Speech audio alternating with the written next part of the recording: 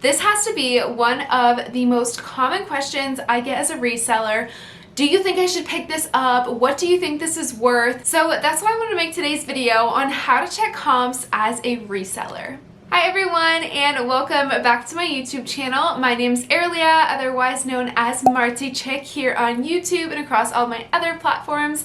I am a full-time reseller, and this channel is just dedicated to reseller content such as thrifting, business tips, and everything in between. If you guys like reseller content just like this, make sure that you hit the little subscribe button down below and also tap the notification bell right next to it to be updated every single time I post a new video. You guys definitely will not want to miss out. And lastly, if you appreciate me covering this type of content, make sure that you give this video a thumbs up down below as well, because it really helps me in the YouTube algorithm perform and reach people just like you. So like I said, I get this question so often, whether it is, do you know anything about this brand? Do you think I should pick this up? What kinds of prices should I pick these things up at? What would you list this at? You know, and my answer all the time is it depends. It depends on what you sell, what's important to you in your closet or eBay store if you sell on eBay. It depends on season. There are so many different things that could play into what you're picking up and if it is good or not. It's a tool that you're going to start creating and developing as you become a more experienced reseller. So today I'm going to be talking about what tools I use when I'm outsourcing, what things I know sell well for me and how I know that, and pretty much everything in between. So if you guys are ready, we'll hop into this. I will leave some timestamps for basic questions that I get asked as well. So if there's a specific question that you're wondering about and you want answers to, click the timestamp for that question so that way you can get an answer for that specific question. But just as a little bit more of a background here, I'm going to be breaking down why you should be picking up different things and some things that I think that you should know are important to you before you're outsourcing. So the first way that you might like to source is for items that are currently trending. These are the items that are currently in high demand right now, and whether they are name brand or not, are you picking up trendy items or do you only want to pick up trendy items? If you are going based on trend, I'm guessing that you're selling more on Depop, or you just have a specific curated Poshmark closet, or you know, maybe you're on eBay and you have a specific aesthetic on there. This is for the kinds of business owners that want a style for their customers to come back to. The second way that you can be sourcing your items is just based on BOLO brands. I know that I make a ton of BOLO content on here and on Instagram for you guys because a lot of people do like to source this way. So this is kind of hard because you do have to do a lot more education on what kinds of BOLO brands are currently in style right now, and it is style dependent. You know, you can't always just pick up a BOLO brand and expect it to sell the next day or something, you know, so you do have to keep that in mind. But BOLO brand is a second way to be sourcing and be on the lookout for stuff. The third way, and my favorite way to be sourcing for things, is profitability. So I'm not exactly talking about profit margin, but rather how much profit per item I can make, you know? I think that that is probably the most important thing, especially if you're a full-time reseller, to look at. No matter what the style is, no matter what the brand is, can you make a profit on the item, and if so, how much? So if you are that type of business owner like I am, you might have a specific profit that you want to make per item, and you might try to get that profit each item, no matter what brand it is or what style it is, across your entire closet or store. And the fourth way that I've seen people set up their stores and source for items is affordability. So a lot of people can't afford high-end items. So if you bulk list a lot of lower tier items or mid-tier items, you can usually make a lot more sales. So affordability is a big one. I would suggest, if affordability is important to you, that you source at the bins and then list things like that. You can potentially make a high profit margin on these items and also sell a lot of units as well. So across these four things, you might just have one that's important to you. I personally have two, and I would say that mine is profitability and then BOLO brands, because for me personally, what is most important is that I'm making a solid profit on the item, but also that the item is highly searched and sought after. So those are the kinds of things that I look at. But for you and your business, it might look a lot different. You might say, I want trendy, cheap items, so that way people are constantly looking at my closet and looking at my keywords and looking at my cover photos and things like that. That might be more important to you. So I would suggest thinking about those things before you go out and source.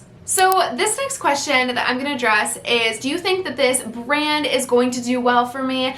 So let's go into how I search for Bolo brands. So whether it be for my videos, my Instagram content, anything like that before I go out sourcing, this is the way that I like to look for high-performing Bolo brands. So I have my laptop here and I'm screen recording to show you guys exactly how I look for my Bolo brands. So the first thing that I'm going to be doing if I'm looking for a Bolo is going into the search bar under listings and then searching for a specific item. So if I'm looking for sweaters, I'm going to search the word sweater and just follow along here. I will search the word sweater and then I'm going to scroll down and I'm going to go to solds. And then I'm going to scroll down again and I'm going to go to whatever price range that I'm looking for. Usually I'm going from 100 to 250 or 250 to 500. So just for the sake of this example, let's go 250 to 500. So when I'm looking for Bolo brands or searching for Bolo brands to find, I usually go through all of these recent sales. As you guys can see here, there's a little sort by button that you can drop down. This is just shared, but I could also search it by just in if I wanted to. So let's just see what goes there because these are the things that have just sold. So Ola Johnson comes up, Gucci comes up, and those are pretty popular ones right now. Theories there. Kuji sweaters have been really in high demand right now. Those are vintage. Magnolia Pearl I mentioned in another Bolo video recently. Ghani is another big one. Doan. Oh, those Taylor Swift rare cardigans. If you guys know, you know, but those are really hard to find right now as well. So as you guys can see, there's a few things that pop up twice. So that Taylor Swift cardigan has come up twice. A lot of Gucci, Jenny Kane's on here. I would consider those Bolos because they're selling for a high amount and also they're repeated sellers. So no matter what the style is for these, it just seems like they go a little bit more and a little bit faster than other brands. So if you are to pick them up or even pay up for those items, that means you're probably going to get a higher return on those items, which is why we say to be on the lookout for those. And you can use this search feature by searching anything you want. So say jeans or skirts or something like that, whatever categories that you want to sell on Poshmark specifically, you can search into their solds and see what is coming up. You can also do this on eBay pretty easily by using the same exact type of features. So no matter what platform you are on, you can be searching for what's been selling on those platforms to know what Bolos you should be picking up. The second question I'll address here is, should I pick up this item? And then you kind of tell me an item and the style of it or something. So the first thing I'm going to say to you again is it depends. It depends on your closet. It depends on your customer base, your aesthetic, all of that stuff. That really matters. I'm going to pull out my laptop here. We're going to look into a basic Google search and then I'm going to be showing you guys all the different things that I look at before I purchase an item when I'm in the field sourcing. So you can 100% do this on your cell phone because that's usually the way that I do it, but just because I'm at home, I'll be using my laptop here. So I'm on Google, and if you have a specific item that you want to search up, I would recommend putting the brand name first and then being super specific about what things come after. So just as a recent example, in one of my recent videos, I wore a I Love Mr. Mitten sweater, and it was a hot pink balloon sleeve sweater. So I'm going to be using all of those keywords in Google to see what comes up. So let's say that I search this. Okay, so I see a few images come up first and then a few websites come up as well. So I don't really know a lot of information based on this sweater right now. I'm going to head over to the shopping tab. So if I go over into the shopping tab, oh my gosh, yeah, I see I Love Mr. Mittens and a ton of different styles. And I see $488, $450, $315. One of these looks pretty close to what I have, but that's not it. And then you already see when you scroll down that these are not the specific brand name again. So I see English Factory, A New Day, and these are pretty similar to I Love Mr. Mittens. So what I'm thinking is these people used I Love Mr. Mittens in their description. And these are mostly on Poshmark and Mercari. So scrolling back up, I see that most of the Mr. Mittens sweaters are listed between $400 and $300. So that's already a really good sign for me, and there's not a lot of saturation for a hot pink sweater from them. And actually, just looking up in shopping, nothing even comes up.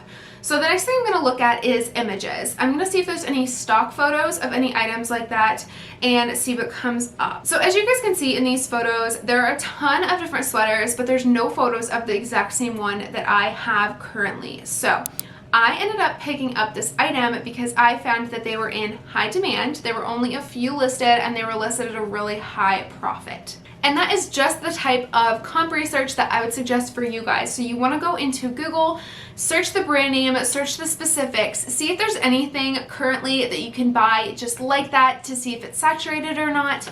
Free People is usually pretty saturated. That's a good example, but it might still sell on Style. Next, go over to the images and see if anything has been on the internet like that before. If it is a really good brand and you know that it's a good brand, and there's nothing like it listed, I would take a chance on it. But if you find a random brand, you search it up, you really can't find a lot of information on it, and there is no shopping tab on it, or there are no images for that specific item, I would not pick it up. But that is just my business model. So that is how I search for comps. But if you just go on trend, that might not matter to you as much. If you go on affordability, that might not matter as much.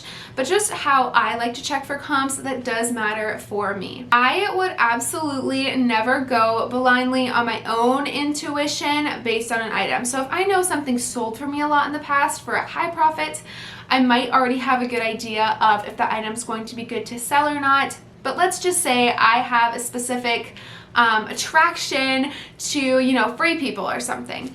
If I pick up a ton of Free People sweaters at a higher price, and even if they're new or something and I try to list them, there is a lot of saturation of those items already online, so it might be really hard to sell them.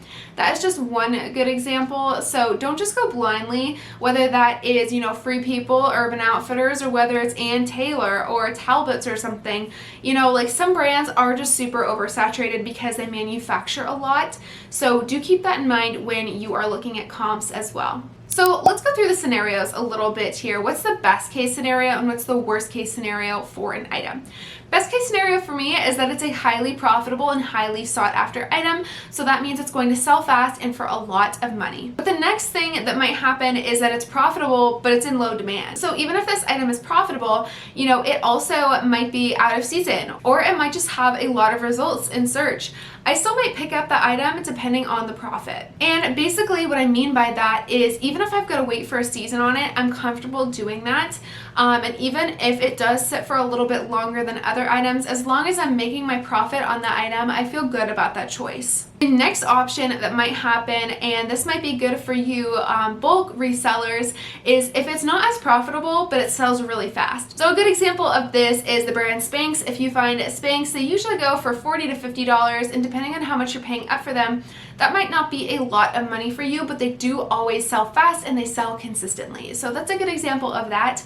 It still might be a good buy, but then the absolute worst buy if it's a low profit and low in demand item. I can't think of any brands off the top of my head like this except maybe for Old Navy, or a brand that just really overproduces and sells it for an extreme low amount. But those are kind of the best to worst scenarios when you are checking for comps. So just looking at the scale that I explained to you, you guys want to find where you feel comfortable on that scale picking up items. If you're at the bins and you're just solely basing on trends, that is okay. You might not want a super profitable item. You just might want to bulk sell inventory, and that is okay.